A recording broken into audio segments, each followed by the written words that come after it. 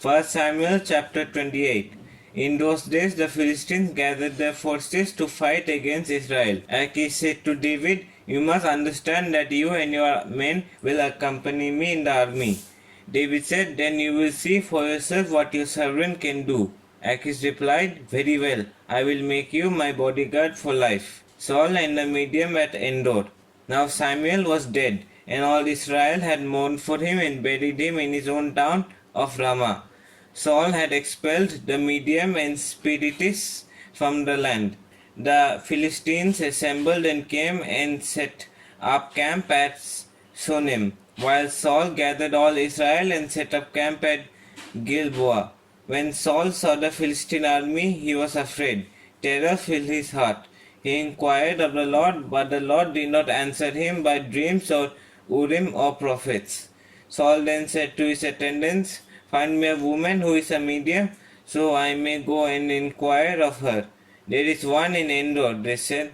So Saul disguised himself, putting on other clothes, and at night he and 2 men went to the woman.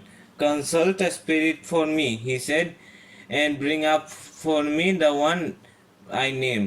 But the woman said to him, "Surely you know what Saul has done. He has cut off the mediums and spiritists from the land. Why have you set a trap for my life to bring about my death?"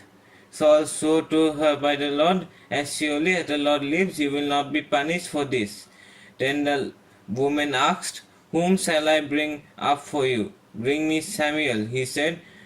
When the woman saw Samuel, she cried out at the top of her voice and said to Saul, "Why have you deceived me? You are Saul." The king said to her, "Don't be afraid. What do you see?" The woman said, "I see a ghostly figure coming up out of the earth." "What does he look like?" he asked. "An old man wearing a robe is coming up," she said. Then Saul knew it was Samuel, and he bowed down and prostrated himself with his face to the ground. Samuel said to Saul, "Why have you disturbed me by bringing me up?" "I am in great distress," Saul said. "The Philistines are fighting against me, and God has departed from me. He no longer answers me either by prophets or by dreams. So I have called on you to tell me what to do." Samuel said, "Why do you consult me, now that the Lord has departed from you and become your enemy? The Lord has done what he predicted through me. The Lord has torn the kingdom out of your hands and given it to one of your neighbors, to David. Because you did not obey the Lord or carry out his fierce wrath against the Amalekites, the Lord has done this to you today. The Lord will deliver both Israel and you into the hands of the Philistines, and tomorrow you and your sons will be with me. The Lord will also give the army of Israel into the hands of the Philistines." Immediately Saul fell full length on the ground, filled with fear because of Samuel's words. His strength was gone, for he had eaten nothing all that day and all that night. When the woman came to Saul and saw that he was greatly shaken, she said, "Look, your servant has obeyed you.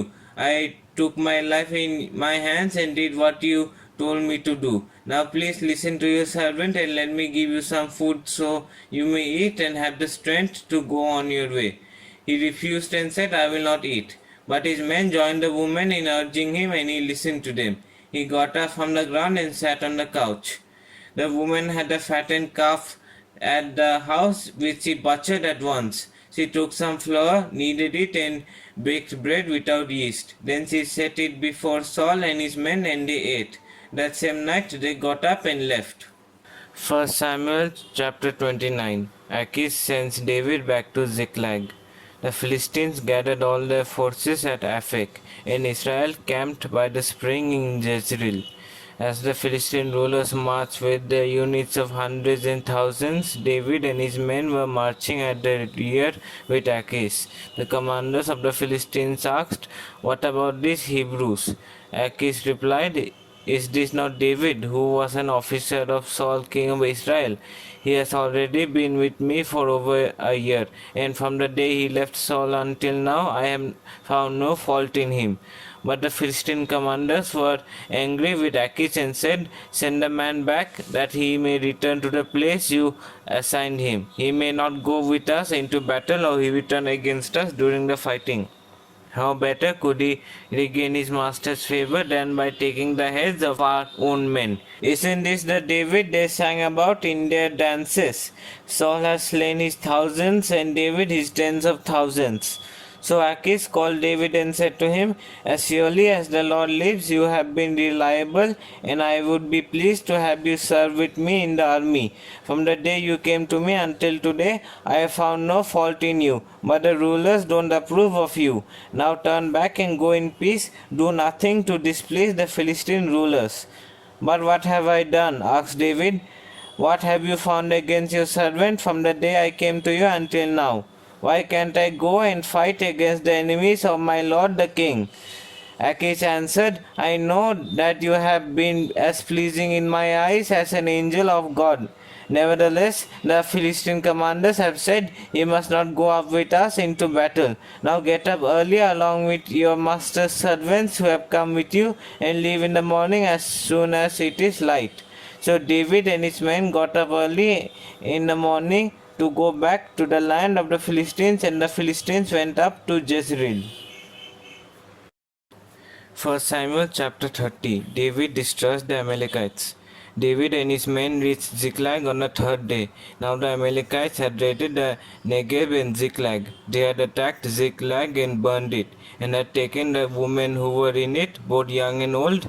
They killed none of them, but carried them off as they went on their way. When David and his men reached Ziklag, they found it destroyed by fire, and their wives and sons and daughters taken captive. So David and his men wept aloud until they had no strength left to weep.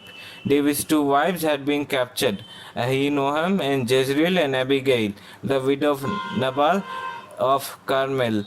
David was greatly distressed because the men were talking of stoning him. Each one was beaten in spirit because of his sons and daughters. But David found strength in the Lord his God. Then David said to Abiathar the priest, the son of Ahimelech, bring me the ephod. Abiathar brought it to him, and David inquired of the Lord, shall I pursue this raiding party? Will I overtake them? Pursue them, he answered. You will certainly overtake them and succeed in the rescue. David and the 600 men with him came to the Besor valley, where some stayed behind. 200 of them were too exhausted to cross the valley, but David and the other 400 continued the pursuit. They found an Egyptian in a field and brought him to David. They gave him water to drink and food to eat, part of a cake of pressed figs and 2 cakes of raisins. He ate and was revived, for he had not eaten any food or drunk any water for 3 days and 3 nights. David asked him, who do you belong to? Where do you come from?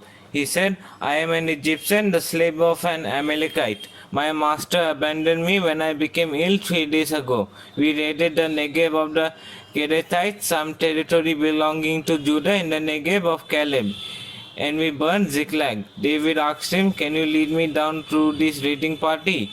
He answered, swear to me before God that you will not kill me or hand me over to my master, and I will take you down to them. He led David down, and they were scattered over the countryside, eating, drinking, and reveling because of the great amount of plunder they had taken from the land of the Philistines and from Judah.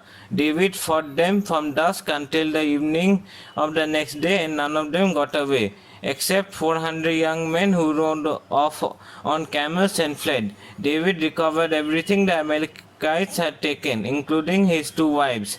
Nothing was missing, young or old, boy or girl, plunder or anything else they had taken. David brought everything back. He took all the flocks and herds, and his men drove them ahead of the other livestock, saying, this is David's plunder.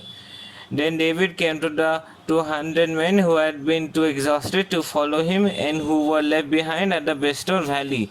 They came out to meet David and the men with him. As David and his men approached, he asked them how they were. But all the evil men and troublemakers among David's followers said, because they did not go out with us, we will not share with them the plunder we recovered. However, each man may take his wife and children and go. David replied, no, my brothers, you must not do that with what the Lord has given us. He has protected us and delivered into our hands the raiding party that came against us. who will listen to what you say? The share of the man who stayed with the supplies is to be the same as that of him who went down to the battle. Always said alike. David made this a statute and ordinance for Israel from that day to this. When David reached Ziklag, he sent some of the plunder to the elders of Judah who were his friends, saying, "Here is a gift for you from the plunder of the Lord's enemies." David sent it to those who were in Bethel, Ramoth Negev and Jatir, to those in Aroer, Sismoth, Estemoa, and Rakal, to those in the towns of the Jerahmeelites and the Kenites, to those in Hormah, Bor, Asan, Atak, and Hebron, and to those in all the other places where he and his men had roamed. 1 Samuel chapter 31. Saul takes his life. Now the Philistines fought against Israel.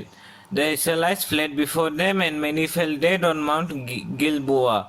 The Philistines were in hot pursuit of Saul and his sons, and they killed his sons Jonathan, Abinadab, and Malchishua.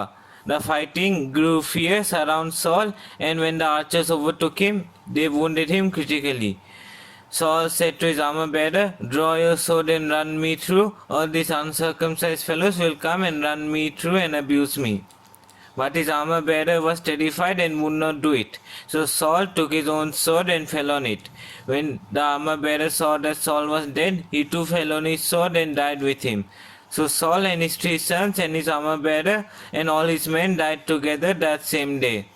When the Israelites along the valley and those across the Jordan saw that the Israelite army had fled and that Saul and his sons had died, they abandoned their towns and fled, and the Philistines came and occupied them. The next day, when the Philistines came to strip the dead, they found Saul and his 3 sons fallen on Mount Gilboa. They cut off his head and stripped off his armor, and they sent messengers throughout the land of the Philistines to proclaim the news in the temple of their idols and among their people. They put his armor in the temple of the Ashtoreths and fastened his body to the wall of Beth-san.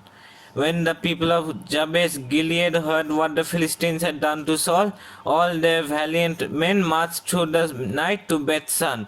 They took down the bodies of Saul and his sons from the wall of Beth-san and went to Jabez, where they burned them. Then they took their bones and buried them under a tamarisk tree at Jabez, and they fasted 7 days.